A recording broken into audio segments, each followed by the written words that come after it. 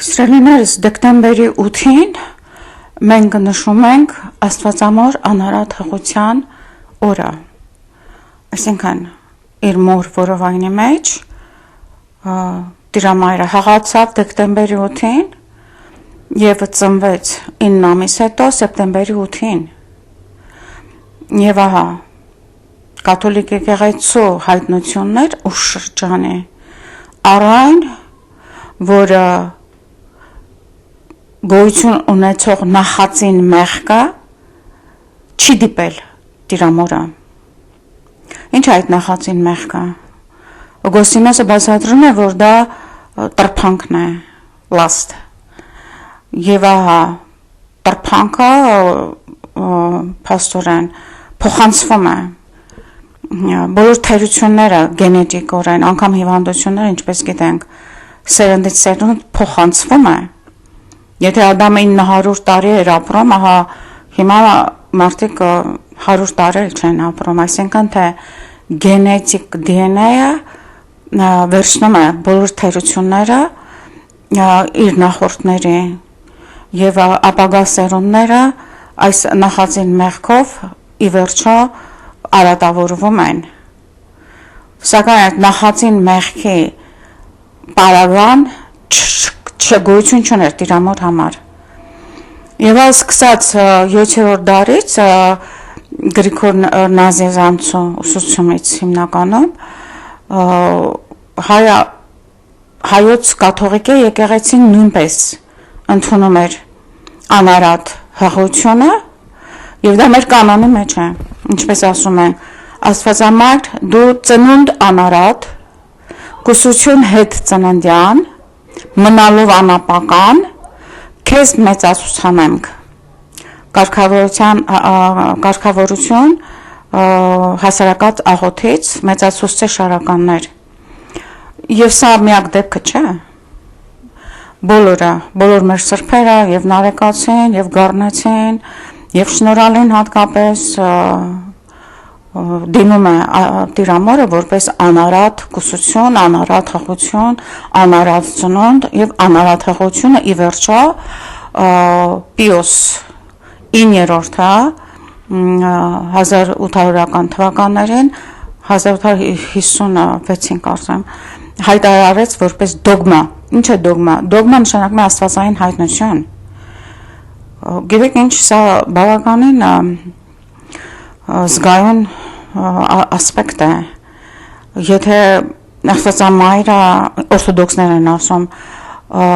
նախածին մեղքը չուներ, ապա ինչպես մահացավ, որովհետև նախածին մեղքով է, որ մարդը մահանում է։ Եվ ահա առաքյալները վկայում են, որ Աստվածամայրը մահացավ, իրենք այնտեղ ներկա էին, որ մահացավ,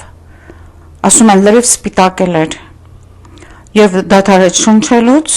և ստուգեցին պուլսը, ամեն ինչը սիրտը կանգնած էր, մահացավ։ Եվ ահա հնում, ինչպես գիտենք, հարկավորություն հողի մեջ դնել չկար, մանավանդ հրեական այս սովորության համաձայն, հռոմեական կայսրությունում նույնպես դա այդպես էր։ Եվ ահա Աստվածամայրը դրեցին դամբարանի մեջ, որը այսօր Երուսաղեմում Աստվածամոր անունով եկեղեցի այդ տեղում կառուցված։ Եվ ահա ով էր Թոմասն էր, որ ուշացավ Հնդկաստանից եկավ և չհասավ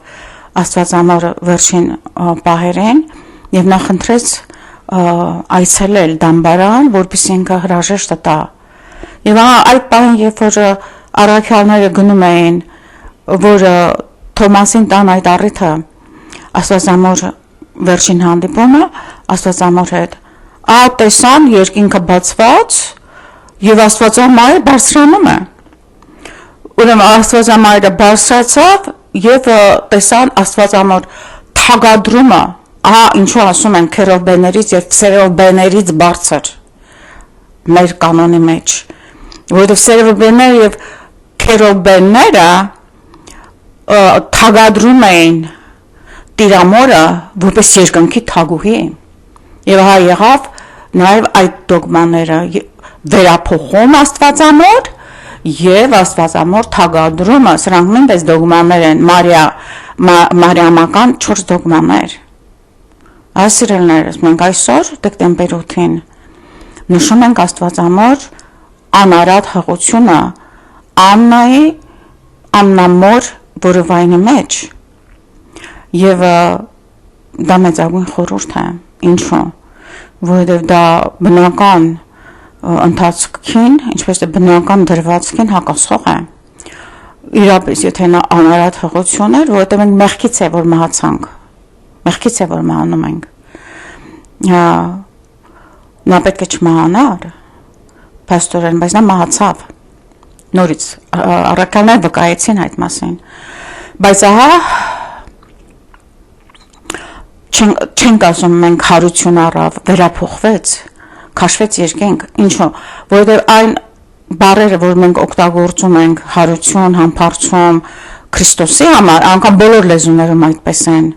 Աստվածամոր համար մենք չենք օգտագործում, որովհետև Աստվածամայրը մնաց որպես արարած, ենթակա բնական օրենքներին, բայց ահա այդտեղ բնական օրենքը խախտվել է։ Բնական օրենքը խախտված էր եւ Քրիստոս մատեղացված Քրիստոսի համար, բայց նա մահացավ։ Նրա սրտը նույնպես կանգ առավ, ուղղակի չէր աշխատում, եթե այսօրվա չափանիշներով տեխնոլոգիայով չափելու լինեինք, Քրիստոս նույնպես մահացավ առանց մեղքի մասին անգամ խոսք չկար, Սուրբ Հոգու իր ամբողջ մարմինը Սուրբ Հոգու մարմնացում էր նաև, եւ ահա ինչպես մահացավ, նույնն էլ Աստվածամոր պարագայում, եթե նախածին մեղք չունի, ինչպես մահացավ։ Այս հարցերը նորից եմ ես ձեզ միշտ ասել եմ, կան կարմիր գծեր, որոնցից այն կողմ մենք չենք անցնում, իրենց կամքով հավանաբար, այդպես փաստորեն իրենց կամքներ, որը իրենք ապրեն ամբողջովին այն բնական իրավիճակը, որը մարդը ապրում է, եւ Աստվածամայրը անարատ հղություն է, եւ Աստվածամայրը մահանալուց հետո վերափոխվեց երկենք։ Սա է դոգման, ով որ այսպես չի ասում, նա մեծ բան է կորցնում։ Ինչ է կորցնում, հիմա ես կբացատրեմ։ Ինչպես տեսնում ենք, երկնային հայտնությունները միանգամից չի տրվում մարդկանց։ Առաքյալները ասեցին սա, տիեզերական ժողովները, եպիսկոպոսները, որոնք այսօրվա եպիսկոպոսները չեն, նրանք մեծ սրբեր էին, մեծ հայտնություններով միստիկ սրբեր էին, եւ տիեզերական ժողովները միշտ ուղղում են, միշտ պահում էին ուղղափառությունը իրենց բոլոր իր ուղեցույցներով բոլոր եկեղեցիների համար, մեկ եկեղեցի, մեկ Քրիստոս, մեկ մկրտություն, մեկ ծես, մեկ դավանաբանություն, այս սկզբունքով, որպեսզի անխախտ լինի Քրիստոսի մարմինը, եւ սակայն Աստվածային հայտնությունները ժամանակի հետ կանգ չառան։ Աստվածամոր անարատ հղությունը յետ ժամանակների, վերջին ժամանակների հայտնություն է, սիրելիներս։ Ինչու՞։ Որովհետև Աստվածամայրը բացատրեց Սուրբ Դոմինիկին, երբ տալիս էր նրան Վարդարանի աղոթաշարը։ Ես գիտեմ, որ շատ ծանոթ եք Վարդարանին, որը Աստվածամոր բարեխոսության աղոթք է, այս աղոթքները բոլորը ավետարանում կան, բայց սա լիտանի է կոչվում, ինչ է լիտանին, կրկնվող աղոթքները ունեն հատուկ շնորհք, ինչպես է աստիճանները, երբ որ դու բարձրանում ես, նույն աստիճանն է, այսինքն տեքստը նույնն է, բայց ամեն անգամ որ դու ասում ես, դա մի աստիճան բարձրանում ես դեպի սրբություն եւ երկինք։ Եվ Աստվածամայրը, երբ որ միջնադարում հանձնարարեց մեզ աղոթել Սուրբ Վարդարան իր 3 խորհուրդներով, նա նաև ասաց, որ աշխարհի վերջում սեքսուալ դևերը բացարձակ իշխանություն պիտի ստանան եւ մարդիկ հիմնականում պիտի գնան դժոխք սեքսուալ դևերի տրվելու պատճառով։ Եվ ինքը ասաց, որ նա ով որ ինքը իրեն կնվիրաբերի իմ անարատ հղիությանը եւ Վարդարան կաղոթի, նա զերծ է մնալու սեքսուալ դևերից։ Բացարձակ ճշմարտություն է սրանից։ Այսինքն այսօրվա իրավիճակում եւ որ սեքսուալ դևերը անգամ օդի մեջ են, ինտերնետը, ազատ սեքս եւ այլն վայրեն, այսինքն հասարակություն ամբողջովին բացվել է, մենք չենք կարող զերծ լինել սեքսուալ դևերից, եթե չհաղորդենք վարդարան եւ եթե մենք ինքներս մեզ չնվիրաբերենք Աստվածամոր անարատ հղիությանը, շատ բարձ ասում ես, ով տիրամայր, ես ինձ նվիրաբերում եմ քո անարատ հղիությանը եւ խնդրում եմ, որ ինձ տաս մարմնի մաքրություն, որ այսինքն այս աղոթներում մենք հաստատում ենք մեր ուխտը, երբ որ արեցինք մկրտությանը, որպեսզի մեր աչքերը միայն տեսնեն մաքուր, մեր բերանը խոսին միայն մաքուր, մեր սիրտը զգա միայն մաքուր, սիրահարություն, այս կարգի դիվահարությունները, մտքի obsession, մտա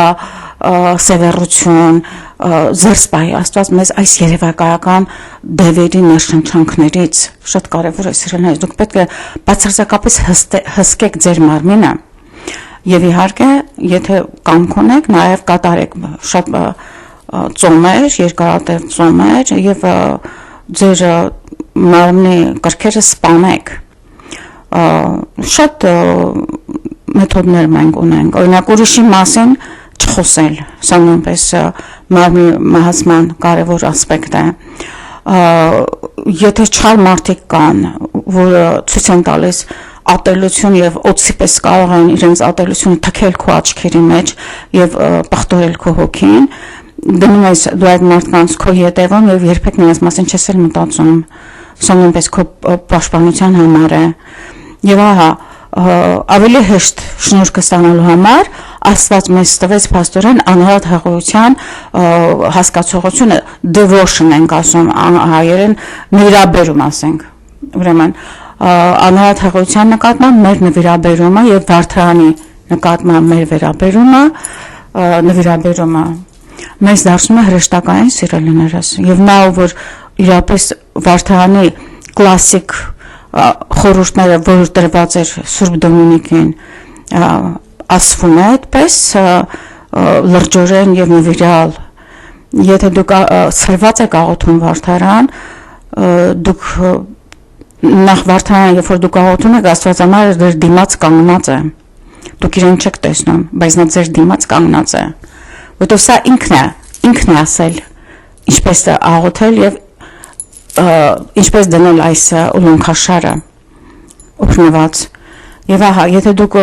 կենտրոնացված աղոթում եք ինքը մնում է իր փառքի մեջ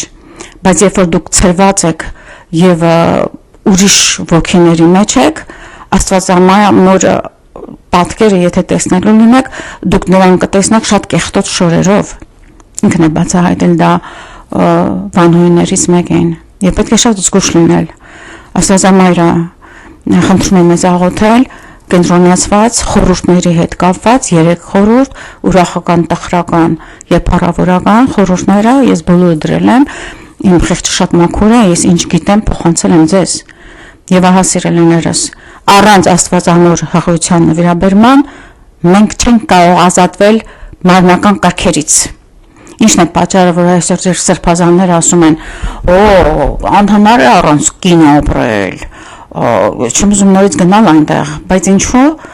որովհետև ինձ նման մարդը երբ որ վարդարան էր աղոթում իրենց եկեղեցիներում, ինձ հասնում էին եւ ծեծում էին ինձ։ Դա մեր եկեղեցու աղոթքը չէ, մեր եկեղեցու չի դա, ով ասաց։ Մեր եկեղեցին հայրերը չի ասում, ողջուն Մարիամը հրեշտակ Գաբրիել հրեշտակի չի ասում։ Իդեպ միայն Հայաստանում չեն ինձ վարդարանի համար դուրս շպրտել իրենց եկեղեցուց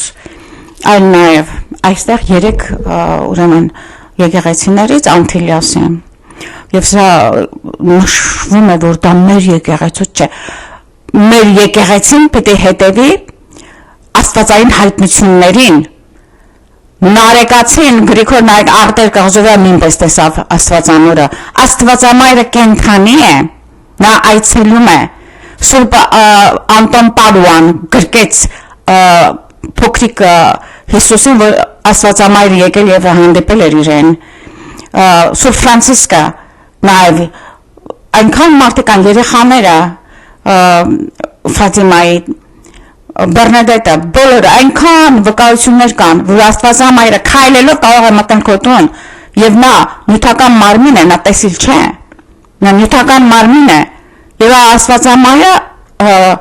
ժամանակների վերջին այն դուռն է, որով մենք մտնում ենք երկինք, կընդունեք սա, չէ կընդունեք ձեր գործն է,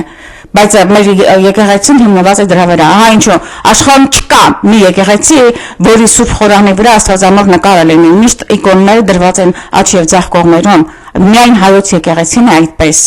եւ ահա այսօր ինչ որ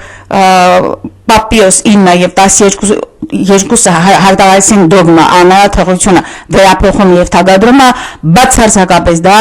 հայկական իրականություն է, հայոց եկեղեցու դոգմա է, ամեն